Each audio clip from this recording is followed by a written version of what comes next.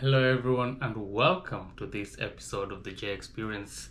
In this episode we're going to be reacting on what happened in Matchweek 3 of the Premier League. Here we're going to be talking about what we learned and how the results went in this match week as we head into the first international break. So the first match was Chelsea playing against Fulham. Of course, Chelsea won the match 2-0. I expected Chelsea to win the match. I predicted 2-1, but it was a 2-0 win to Chelsea. It was a tough one for Chelsea. Now Chelsea, of course, struggling without Cole Palmer. Now we saw how they can struggle without him. They didn't struggle at all in their last match without him, but they actually struggled at home to Fulham.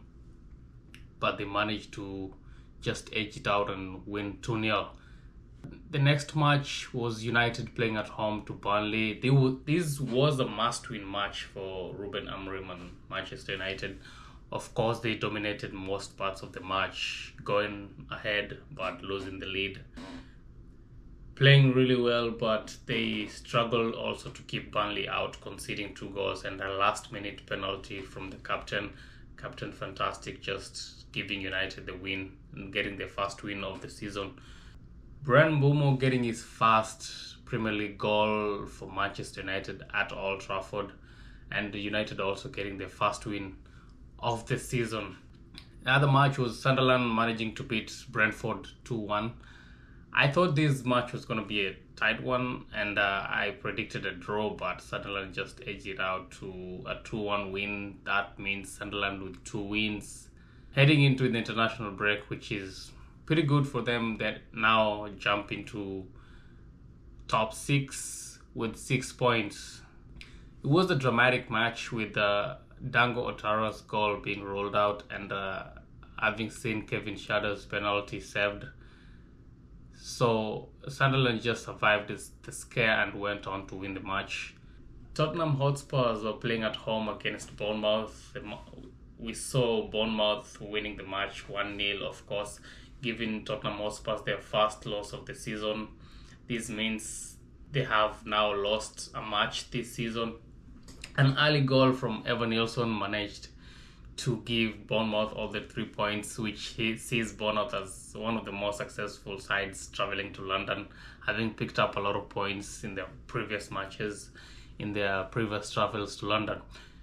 Bournemouth now look pretty good. They have been playing well after their first loss in their first match against Liverpool. They've gone on to win back-to-back matches, heading into the international break, looking pretty good. So that was a good one from Bournemouth. Wolverhampton Wanderers losing it 2-3 against Everton. Everton now winning back-to-back matches with Jack Grealish providing 2 assists, just backing it up with the 2 assists he provided in the previous match against Brighton and Hove Albion.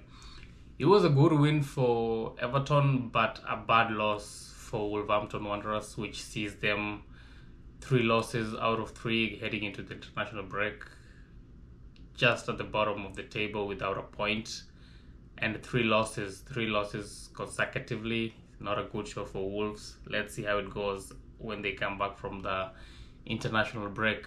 Another match was Leeds United playing at home against Newcastle United. Of course, Newcastle United have been struggling this season in front of goal. This match ended in a goalless draw, which means Newcastle haven't won a match this season. They're winless this season. Again, seeing Newcastle struggling in front of goal. They have been struggling with scoring goals this season without Isak, with speculation of him moving to Liverpool. They've signed a striker. They'll hope he'll be helping them get goals and just trying to climb up the table. But it was another disappointing show for Newcastle heading into the international break without a win. On Sunday, saw a couple of exciting matches played. The first match on Sunday was Brighton and Hove Albion hosting Manchester City at the Amex Stadium. This match saw Brighton beating City 2-1, giving Pep Guardiola his worst ever start to a season as a manager. And just City struggling in this match also. We saw James Milner scoring a penalty, his first goal since December 2019, and becoming the second oldest Premier League scorer at 39. Well, what a career he's had. Another match played on Sunday was Nottingham Forest hosting West Ham United. Of course, West Ham coming into this match with 2 losses out of 2. Forest coming into this match unbeaten.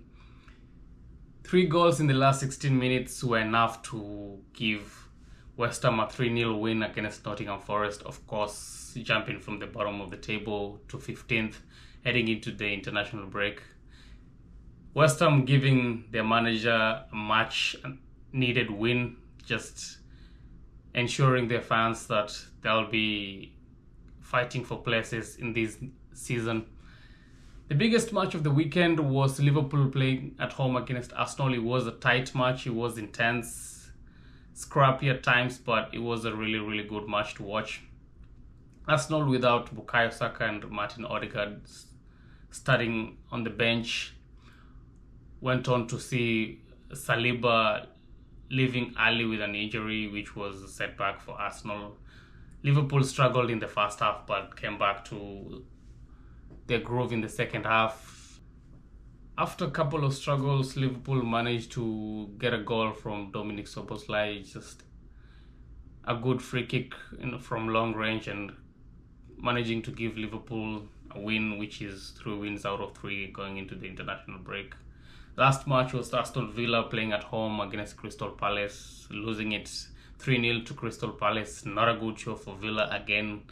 They have been struggling in front of goal, and this match just saw them struggle in front of goal and also in defense. So it's going to be a concern for Unai Emery as we head into the international break. Good points for Crystal Palace, who are still unbeaten in this new season. Also just adapting life without Eberechi Eze. Crystal Palace, of course, one of the few sides that are still unbeaten in this new season.